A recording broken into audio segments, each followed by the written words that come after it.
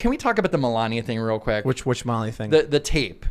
Oh, where she was like trying to rescue the immigrant kid and they attacked her for it. You know what, man? She said like 50 different things. Like, I don't want to be doing things on Christmas. You know, it's like, I'm paraphrasing here. I think that she believes that it's a waste of taxpayer money and time, you know. But, you know, like decorating the White House in Christmas stuff, which nobody likes anyway. They're always like, it's so stark. You know, and you're like, well, she took the time to do it, and if you don't like it, then she doesn't have to do it. And now they're like, she doesn't want to do it. She's terrible. War on Christmas. Listen, yeah. You know what really bothers me with the Melania stuff is that she's not Trump. Like, she's not Donald. Okay, she is her own person. We're not electing her. Yeah, and she seems very lovely. She I understand why people are mad at Trump and stuff, but Melania doesn't do anything. She I mean, like, in terms of attacking people and being nasty or mean or getting into arguments, she's very nice and well mannered and quiet. She seems like a very classy person. Yes. And they were like, she ripped out the rose garden. You're not really mad about that. Shut up. Stop. Okay. It's like the craziest thing to me when I see these people say like Ivanka is such an awful person. I'm like, what? No. Look, I understand why you're mad at Trump, the Donald. I understand why because he says things and he makes crude jokes and comments and he's off the cuff. But the rest of look, Don Jr., he can be a bombastic personality, but he's not part of the administration. Right. You know, right? But like Ivanka seems very nice. I don't understand. And she's doing it for free. I think that is. There's two things that happened recently that really do show you the anger and mean-spirited nature these people have is not legitimate. The first is the obvious, the entire time bashing Melania and bashing Ivanka. Melania, of all of the people involved, does not deserve any of this. I understand Ivanka advises Donald and she's involved. Melania is the first lady, but what has she done? Is she like on camera attacking people and screaming? No, she like decorated and it became like a thing. Well, like, she wore a jacket that was owning the libs, according to her. Yeah. Which just makes me love her more. But it wasn't. What did it say? It said something like, "Don't you really care?" I really don't care. Do you? Yeah. Is that what it said? It was, and it's not like it was made specifically for that situation. It was like something she got at H&M. Exactly. It was a common thing that people. She just bought like. And she was just like, you know what? I'm going to wear this because... watch this. Watch this. So get on board with that. I saw a meme post where it was like, it said something like, there's no, you know, what was it? The socks, the cat or whatever? I don't know. Bill Clinton's dog or something, patches, whatever. Right. They were like, there's no dog at the White House, no cat. No children running and opening Christmas presents. What has happened to our country? Instead of planting a garden, our first lady destroys it. And I was like, wait, what are you talking about? It's so crazy. The rose garden thing to me was really interesting because they were looking in the shrubbery, literally in the shrubbery. And they're like, look at this pattern. This is a Nazi pattern. Because it had angles and they were like, you want to talk about a dog whistle? No, it wasn't. You want to talk about a dog whistle. If you're looking for that, man, I feel bad for you. It's because the shrubs were at an angle, like an arrow. Yeah. But then there's also an outline. So they were like, it says KKK. Oh, yeah, that's right. Melania, she's from Slovenia? Is that where she's from? Yeah, Slovenia. This is insane stuff. Okay, so that's the first. The second thing is Scott Adams did a Periscope after the debate. And he's like, Trump lost my vote. Yep. So you know what these leftists did? They started threatening and insulting him and attacking him. It's like, what is... You won. You got him. This big, well-known, persuasive Trump supporter has come out angry, and instead of saying, come over here, brother, let me get you a beer, you started screaming in his face. So then Scott tweets, I'm voting for Trump again because these people are so nasty. And I'm like, that. You know what, man? When people talk about Trump's attitude as like a turnoff and stuff, I hear you. But I'll take the one nasty guy over the horde of nasty guys. You know what I mean? So... if there's no redemption on the left, cancel culture and this far left, whatever, I don't want to step foot in that castle. I don't want to go anywhere near those people because they're all nasty. Now, Donald Trump can say nasty things. He's not that bad in terms of even his character. He's got character defects for sure. But I can sit in the right-wing pub as a liberal and they'll buy me a beer. And they'll laugh and be like, oh, man, you're so wrong about these policies, man. But, you know, getting along is more important. That's a good point because, you know, on my personal Facebook, I have a whole bunch of friends that have no idea what I do. That you're secretly you support a white supremacist president. Right. And look, they have their views, whether they're misguided or just very triggered. I still respect these people. I'm still, if I saw them, I wouldn't be like, you're so stupid. I would respect their, like, I just respect them as people. Yeah. But if I came out and was like, I'm voting for Trump again, I'd just be like unfriended, like my whole thing. And it's, when I did my Last Man in the Street, I was being very nice. People were like, wow, he's just being really nice to those Biden voters. I'm like, well, it's like, well, first of all, I feel sorry for them. Yeah. Anyway, no, I'm kidding. But I'm not, when I do that kind of thing, I'm not trying to own them. I'm not trying to be like, I tricked you, But it's another.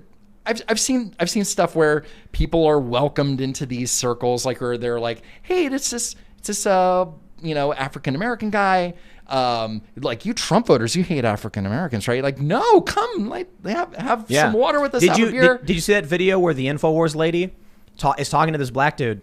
And she's like, come on over. She's like, what do you think? I think that was the one I saw. Yeah. Yeah. She's like, come on over to the Trump supporters and see what's going on.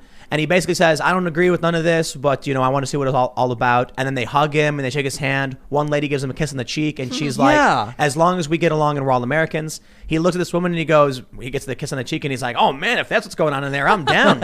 She's like, let's go to the other side and see what happens. Mm-hmm. And then she goes over there and she says she's a Trump supporter and they're screaming. And then you just see the guy's face like go blank, like, what is happening? And it's kind of sad. Like, it is. Republicans are very tolerant people, they want to be left alone a lot. You know what I mean? This is where I think a lot of that polling comes from. When, you get a call on your landline and you're like, are you voting for Biden or Trump? You're like, I don't want any trouble, lady. I'm just gonna, trouble. Joe Biden, I think like there's a lot of self-loathing going on the Democrat side since the WikiLeaks came out with Hillary kind of upending Bernie, and then them coming out with a candidate like Joe Biden that people don't even like. They're just voting against Trump. Bizarre. Yeah. So they don't even like themselves. They don't respect their candidate. So then they have all this bubbling anger that they end up taking out on people that aren't in their party. Do these people smoke pot? Hopefully, they should. I don't. I don't drink, I don't smoke, no tattoos, nothing. I'm very boring. But there's like, you gotta chill, man. Like, where are those hippies at to like sit them down and be like, brother? The problem with pot is it just accentuates how you're feeling. I don't. So if you're angry and you smoke pot, you get angrier. But I don't literally mean it. I'm just saying, like, y'all need to sit back. Like, dude, is it really the craziest thing to me is that there was. So I did a segment today for my main channel. There's a guy named Thomas Friedman. He's a New York Times columnist, and he was telling Anderson Cooper that we're on the verge of a second civil war. Oh, Tim said it. Because it's a meme. But I'm like, so this guy's telling Anderson Cooper, and Anderson Cooper's like, do you really believe that? And he's like, yes, it's happening here. I'm like, bro, do you really think the world is ending because of Donald Trump? You need to sit down, crack open a Bud Light, just watch some Family Guy. Yeah, man. Oh, I'm sorry, that's too offensive for you now. I don't know. What do they watch these days? Modern Family. Just have a good laugh at some sitcom and situational thing. That's the Progressive Show, right? Yeah. Like that? Yeah. Okay, good. All right, there you go. Just calm down. Someone needs to take their phones away. Yes. And give them just a week with no internet and watch all of this just go away. Oh, yeah. Gone. I like that. That's actually a good point. That can you just imagine? I was talking to my dad about I was like, what would have happened if social media existed during the Vietnam War? Oh, jeez. Because everything is so amplified. I'm sure the people were very angry about being in Vietnam or just hating all of that. I mean, can you just imagine if Twitter existed back then, or Facebook, and then people are all these conspiracy theories and we hate the president, or wishing for his death from COVID. That's freaky, man. That's freaky stuff to me. That kind of stuff is, first of all, it's not helpful at all. Yeah. It's not helpful. It's like because you're just gonna make the other side, the opposite side, angry. Two, it's just vile, and the fact that Twitter is so selective about who they punish. You know, for somebody says one thing against the president that's vile like that, like, well, I hope he dies. You know, it's like, and they're very explicit about it. It's like, no, that's bad. That's something that Twitter, should be reportable, right? But you know, and then you report them, it's like, nah, it's fine. You know? I think I wonder, is Jack Dorsey evil? Okay, so I've met him. Obviously, I've talked to him. Mm-hmm. I've had conversations with him on several occasions. Mm-hmm. But even like since when I was on Rogan, I've talked to him periodically. Oh. And the reason why I think that he's not a good person is that what he built and what is currently happening in his name is a machine that generates hate. That's what Twitter is. Twitter is not this magical device that shares information. It gamifies being a mean person. So you'll see this now. The pundits, like the craziest thing to me when you see these journalists, all of a sudden there's this one dude who was making fun of me, a guy I've never said a bad word about, and I DM'd him because I know I'm like I don't understand like because he's clearly a progressive, mm-hmm. and I was like, why were you insulting me in this way? I've never said a mean thing about you. Like I'm confused. No response. It's because when you say so, this person is a dumb piece of garbage. What a moron. LOL. You get retweets, you get likes. So it creates a whole genre, the reply guy. There are people who make six figures, and I mean it, they make six figures because what they do is they wait, they keep refreshing Trump's Twitter feed until Trump tweets something, and Trump will say something like fake news ! And they'll comment, the only thing fake about the news right now is the fact that your hair is on it when they talk about you. And then they get 1,000 retweets and likes, and then they go, hey, thanks for the support, here's my PayPal. And it works. So people have monetized and gamified hatred on Twitter. Facebook, not so much. Facebook, if you post something like, this person's a dick, people on Facebook aren't going to hit share. They're going to be like, well, that's weird. On Twitter, though, you screen grab someone's picture, you say, what an ugly moron, and then it gets shared like crazy and retweeted, and everyone's piling on and laughing. Twitter is literally two giant mobs that are running around smashing windows and screaming at the top of their lungs nonstop, and it's escalating and getting crazier. To the benefit of the Republicans, Twitter bans them. You know why that's a benefit? Not to the Republican who gets banned, but because Twitter is extremely strict, only the most clean-cut and respected-looking individuals stay on Twitter. There are even respectable and normal conservatives who get banned. So what you get is you have two groups, and there's the left and there's the right. And then you have wingnut crazy leftists and you have wingnut crazy right wingers. The right wingers are gone. The wingnuts, they banned all of the fringe elements of the right. So all you have left now are like run of the mill legal observer, like lawyers and, business people who support the president. But on the left, you literally have Antifa organizing violence and riots. But that infects the mainstream leftists too. So when the only conversations among the right are like, well, I believe Donald Trump's tax doesn't go too far enough. And then you end up with, that's not a real policy, I'm just making a joke. You end up with the leftists where you'll get some, fringe Antifa person wishing death upon a political figure. Then that gets retweeted like crazy. And the mainstream leftist sees it and says, that's what people want. And then they return in kind, the same kind of vitriolic nonsense and vile garbage. Then the Democratic politicians step in and they see this is what the left is talking about, and they go for it. They go for it.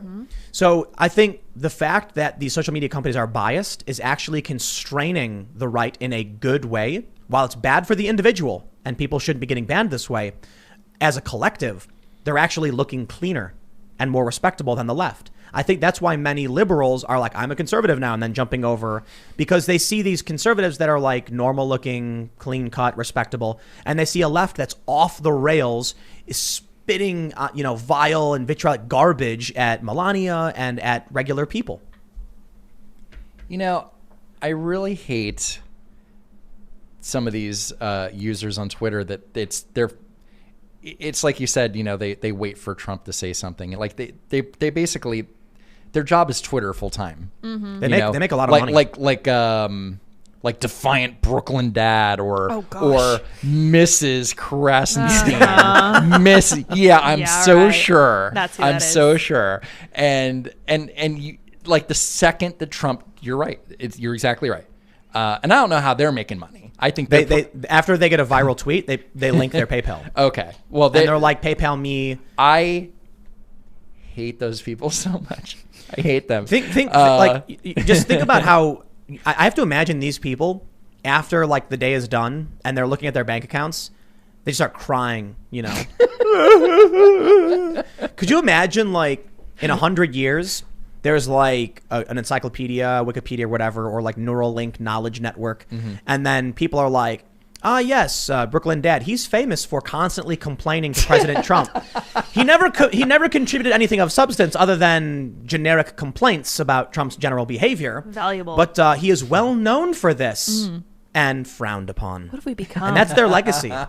You know the story of the Nobel prizes that Alfred Nobel invented dynamite, and so then someone published his obituary early, and they called him the Merchant of Death. And when he saw it, he panicked and he was like, is that what I am? So then he immediately was like, I got to do something better with this, and then created the Nobel Prize or whatever. I think that's the general story. That was it, right? I don't know. I think he was also an arms manufacturer. Which was that it? Maybe how he got that was part of it, notoriety. yeah. I don't know much about him. But it was something like that. So he like panicked because they accidentally published this, and he realized his legacy was garbage, and he was like, I don't want to be that. I don't want people to look back and say like, this is what the person did. Do that more. So I wonder, these people who are on Twitter, man, I'll tell you what, dude, there's a guy I know. He's a journalist. He was a journalist. And he was an okay journalist. And then he started figuring out that when he replied to Donald Trump, he started getting a ton of followers. And he messaged me one day and he was like, dude, I gained like 5,000 followers, like, because I've been tweeting at Trump. And I was like, bro, don't do it, man. Do not go down this road. Listen, I was like, a lot of people are just like, you're in a crowd of people screaming and throwing feces at a wall. That's what it is. There's nothing of substance. Trump isn't even there. Like, they think they're yelling at Trump. Trump's not there. In their mind, they're walking up to him and going like, hey man, F you, Trump, which you're allowed to do by all means. But in reality, you're walking up to a brick wall with a picture of Trump's face on it, and you're screaming and you're all laughing and high-fiving each other. Meanwhile, the president's doing whatever. He's not reading your comments. I warned him. I don't think he can find work anymore. Because I remember there was a couple people I talked to who had gone down this road. And I was like, they're like, hey man, I'm really looking for work and wondering like, you're doing, your companies are doing well. I'm wondering. And I was like, bro, I can't hire you. Are you crazy? Like you're generating followers off of just saying dumb things to Trump. There's no substance in what you do. Yeah. Your resume right now is that you're a guy who complains to the president with generic insults. There's no job for you anymore, bro. So some of these people actually deleted their accounts. No joke. Well, here's a question. Continuing on with this legacy, what happens when? What happens if Joe Biden wins? What happens? I'm gonna laugh. Well, first of all, I'm gonna cry for America. No way, dude. You gotta listen. We're all in this big boat, and we're going just downstream. There's a waterfall in front of us. Mm-hmm. There's like a waterfall on one side and like a Category 5 rapid. It's gonna be bumpy, but like one's. You know what, man? For those brief seconds as Biden gets elected, I'm going to be sitting in the back of that raft while everyone's screaming, and I'm going to crack that beer and be like, here we go, baby. Right off the waterfall. If Biden wins, it will be so bad for 4 years. Everyone in the country, the people that hated Trump, that didn't want to vote for Biden but did it anyway, are going to hate him so much that anyone can win in 2024. That'll be interesting. Well, okay. So first of all, when I say cry for America, I don't necessarily mean like for the republic or democracy. I'm talking about just like how dumb people are to be actually voting for Joe Biden. That's why I would laugh. But I mean, yeah, and I think ultimately it'll be one of those situations where it's like, well, we look back on it and laugh, and that's true. But what happens to the Washington Post? What happened? What happens to look what happened with the Washington Post, where they basically built an entire journalistic team to investigate Trump. Like that's their job. That's all they do.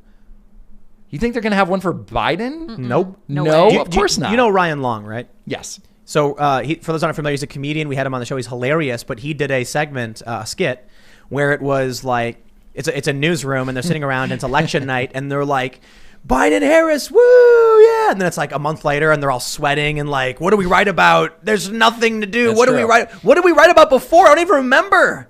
It's all they do now. And what's really funny is what people don't realize is I think if Trump doesn't win, they're gonna keep going.